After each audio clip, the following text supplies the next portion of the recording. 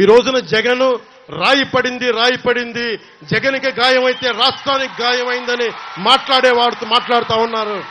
నిర్దాక్షిణ్యమైన పసిబిడ్డ చెరుకు తోటలో తీసుకెళ్లి కాల్చేస్తే రాష్ట్రానికి గాయం అవలా, 30,000 మంది ఆడపిల్లలు అదృష్టమైతే రాష్ట్రానికి గాయం అవలా.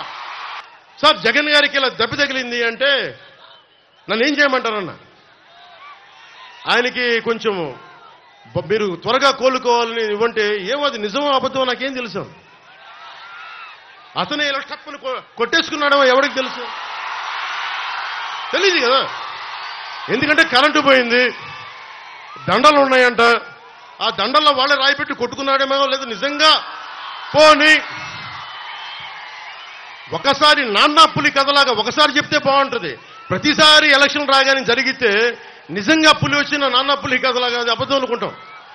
సరే నిజంగా మీ మీద రాయి చూడండి, మీరు పట్టుకోండి. ఎదురుగా పొడిచిన వ్యక్తినే ఈ రోజు వరకు మీరు పట్టుకోలేదు, జైలు నుంచి అతను బెయిల్ ఇప్పించారు 5 సంవత్సరాల తర్వాత. కోడికత్తి వ్యక్తినే. ఈ సెంటిమెంట్ డ్రామాలు దయచేసి ఆపండి, ఈ నాటకాలు భరించలేకపోతున్నాం.